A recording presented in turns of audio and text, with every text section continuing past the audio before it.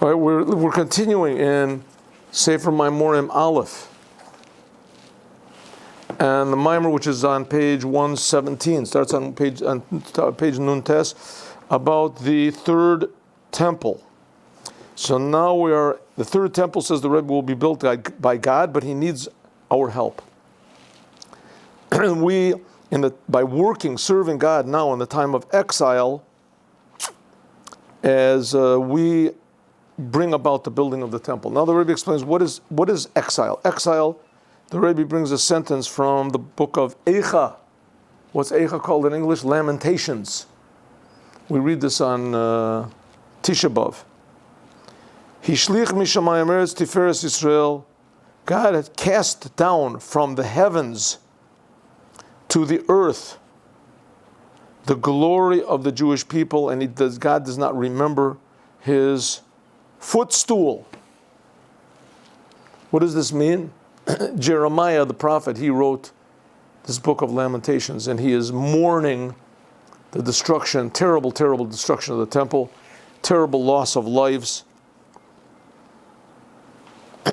So it says, what does it mean God cast down from heavens to the earth the Tiferes? What's Tiferes? Tiferes is beauty, harmony.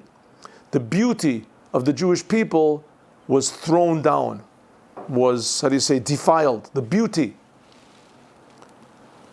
What's this idea of beauty? And what does it mean it was thrown down from heaven? So it says, what is heaven? Heaven is the Torah. If we look from the Torah's point of view, what a Jew is, you see, Jews are really very beautiful. That's why God gave us the Torah. But we have to feel the godliness in the Torah, not just the ideas of the Torah. The ideas of the Torah, of course, are essential. But the main thing is the life of the Torah, the soul of the Torah. So he says, looking down from heaven. What is heaven? Heaven is fire made from fire and water. What is fire and water? What's called chesed and gevura. Chesed is God's kindness, giving. And gevura is God's power of limitation. The Torah is the perush ubiur mitzvahs. The Torah comes to explain the commandments. She'em mitzvot aseh u'mitzvot lo taseh. That these are positive and negative commandments. Please be with me. We are 7 lines from the bottom of the page. First word line is lo. The Torah comes to explain the commandments. Only the Jewish people, only the Jewish religion has this thing called commandments. There's thousands of religions in the world. Right? There's a lot of big religions, but there's a lot of little religions also. None of them have a thing called commandments. They have rituals, they have their heritage, but none of them have commandments that God directly said, do this. None of them have such a thing. Right? They have their rituals, they have their churches, they have their, whatever it is, temples, right? They have their practices, but none of them have what's called commandments directly from God. They have their priests that tell them what to do. They have their prophets. They have the people that come from wherever and give them their books and their ideas and and the whole religion. All the other religions in the world are based on couple people. Some guy said something. Right, somebody said something and he succeeded and everybody believed it. All the religions, without an exception, they all are based on 1, 2, maybe 10, something like that, people. That they saw something and they heard something and they testified to something and they make a whole religion. The Jewish religion is 3 million people all saw and heard God face to face, it says. God give them the Torah. So what's the essence of the Torah, says the Rebbe? The main thing of the Torah is the commandments. God personally gave the Jews commandments. She'em, this is what's called chesed and gevura. This is what's called kindness and severity. Kindness means you want to express your gratitude to someone. You want to show us act of kindness. You do what the person wants. That's the positive commandment. This is what God wants. You want to show your respect, your awe for somebody, right? So you don't drive on his grass and you don't throw stones at his windows and then you don't play loud music, after 11. You don't puncture his tires. There's things that you don't do, right? Because you want you honor this other person. So that's called negative commandments. You refrain, you hold yourself back, you limit yourself.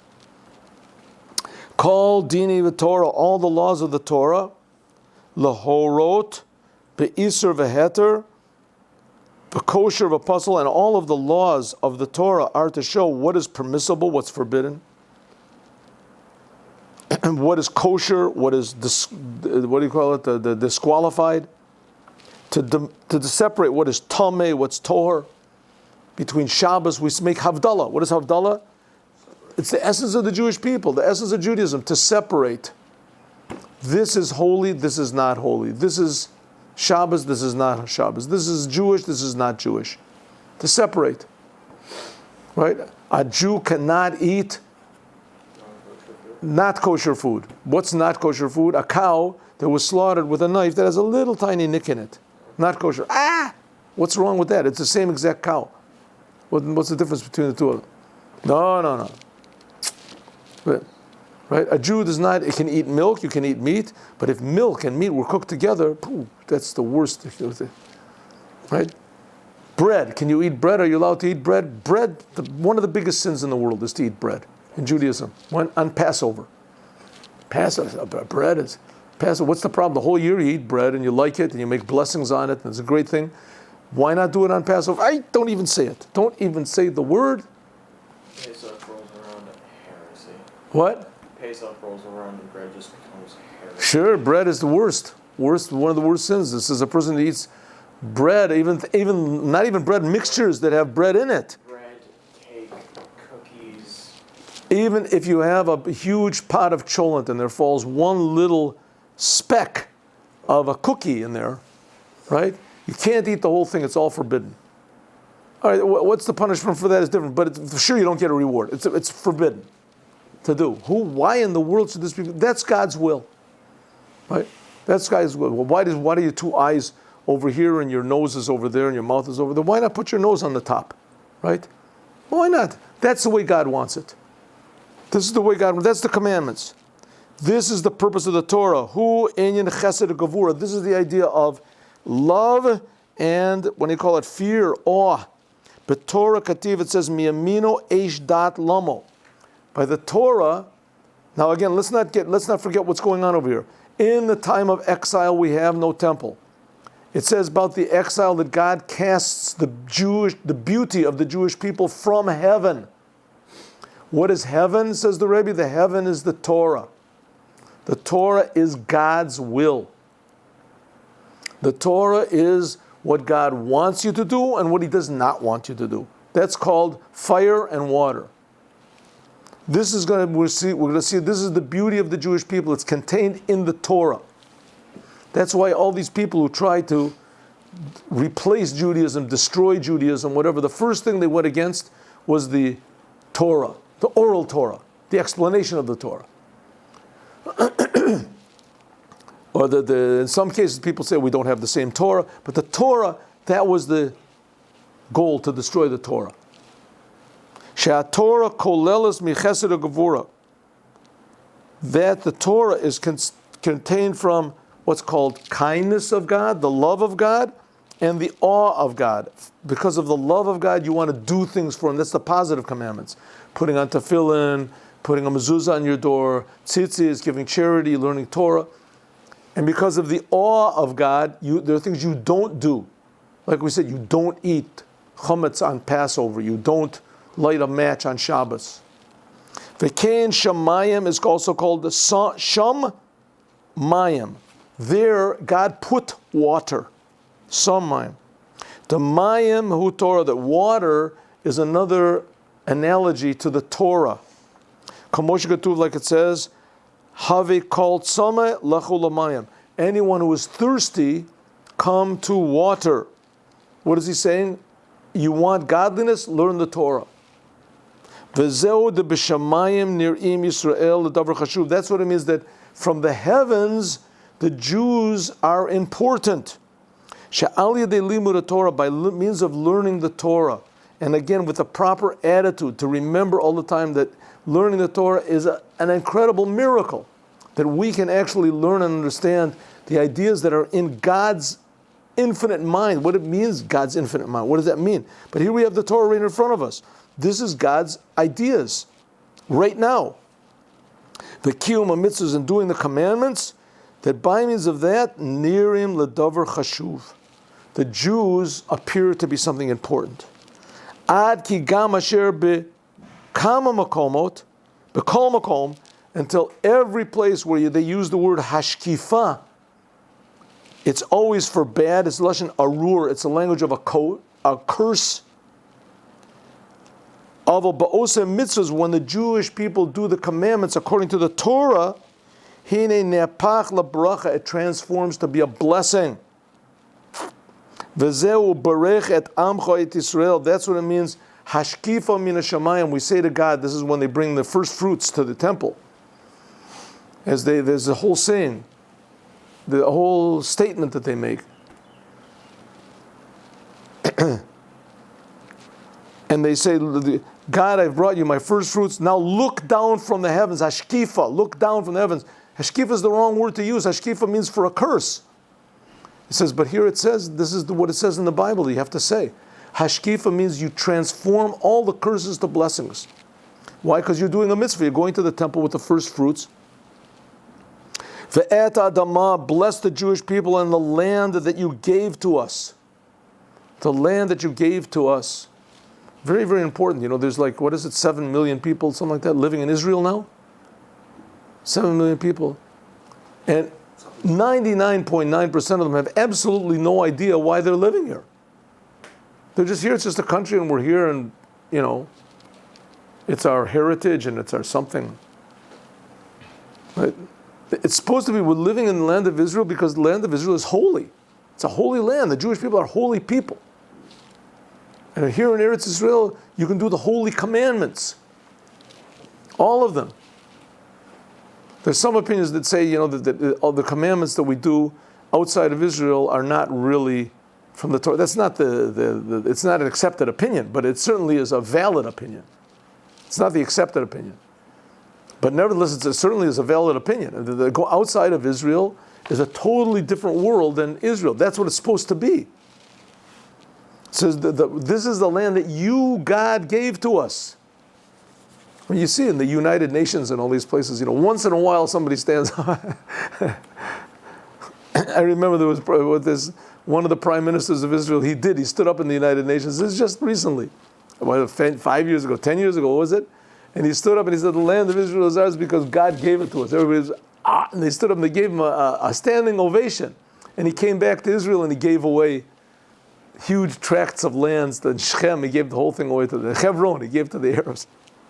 Shahashba'a nimshachet liYisrael davka, that the Jewish people are special, and this blessing is drawn down to only the Jewish people. V'hashpa atzma is for a blessing.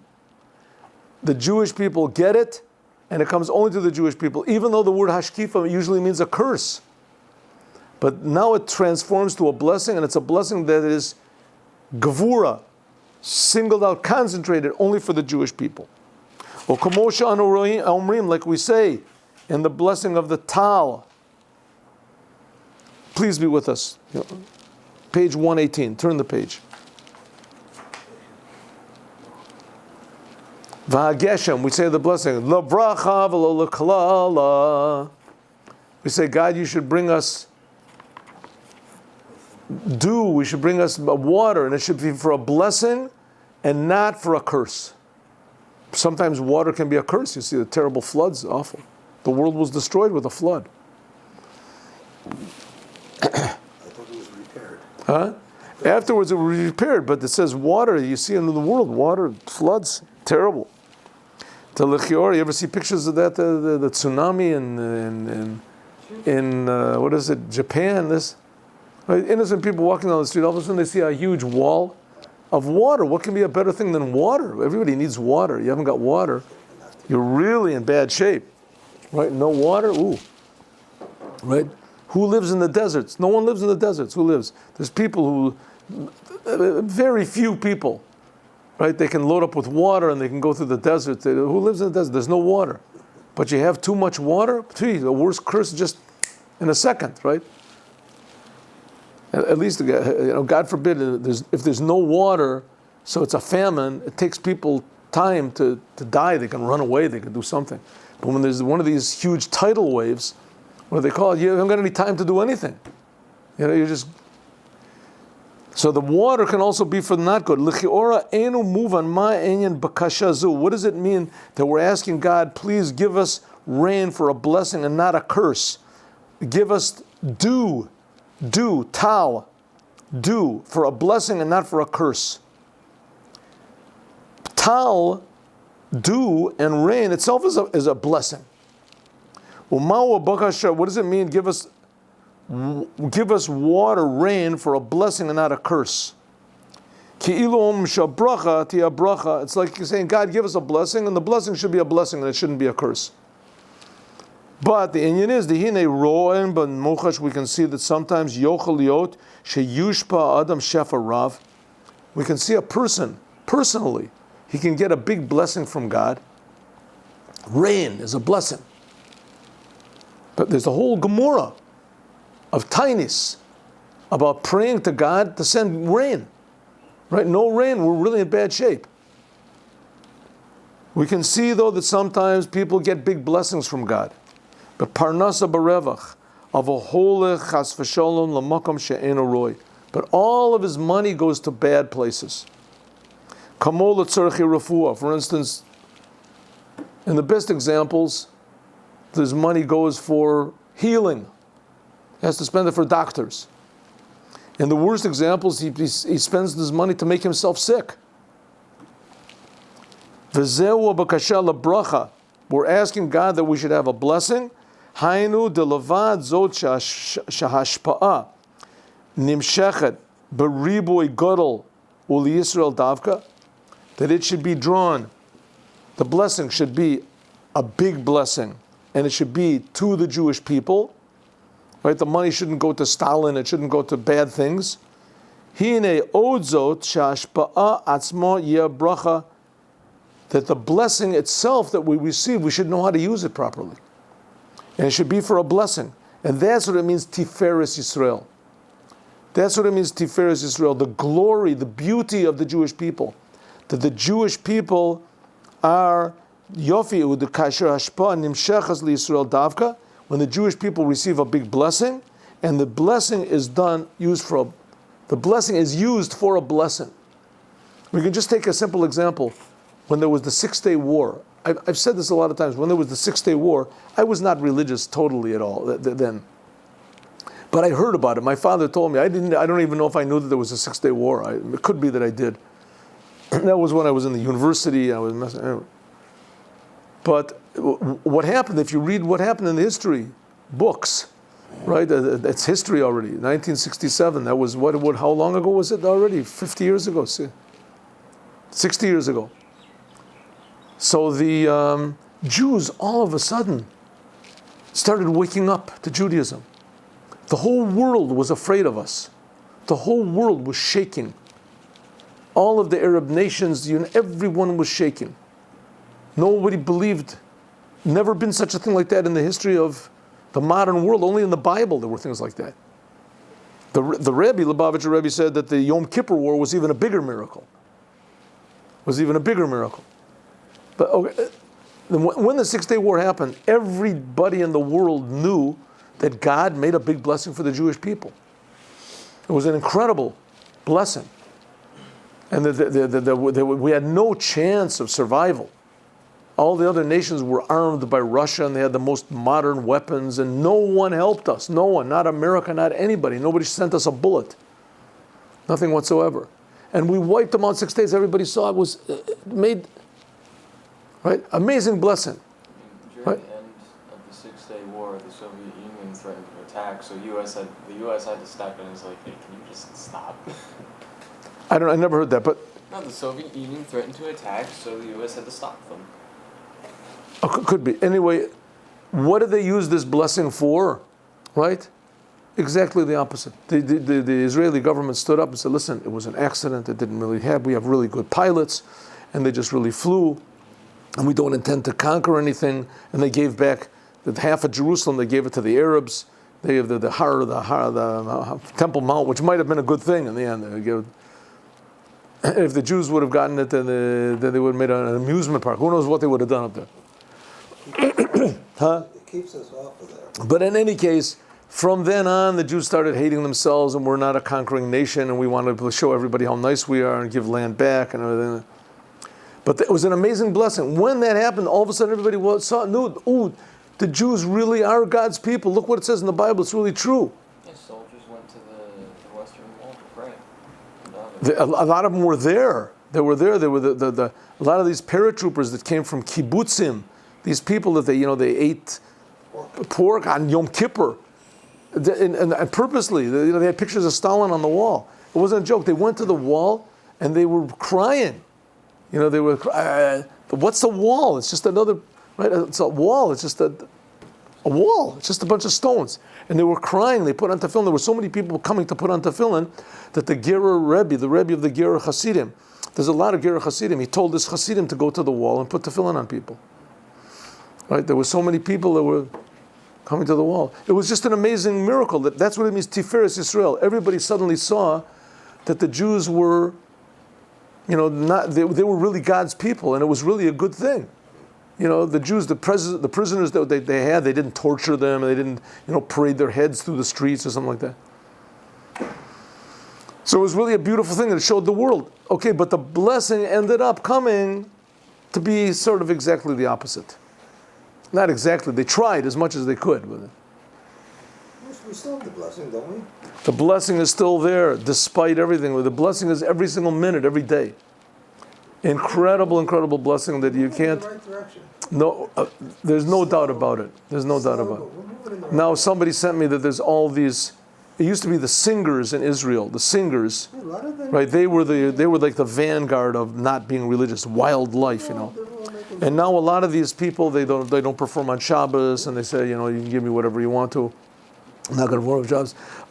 That's the Sephardic ones. A lot of the Ashkenazic ones also are becoming religious. There's a few very famous singers now in Israel, brand new ones that they're religious, totally religious people, but they're good singers. I mean, if you like that style, they're very good. Israel, a little, from the bottom, things are turning.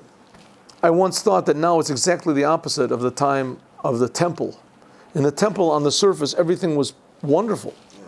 I mean, we had the temple, all the Jews were, doing the mitzvahs, and everybody was religious, and everyone was studying Torah, and it was what they call a Medinat Halacha, everything according to the Jews were all living in Israel, but underneath, it was rotten.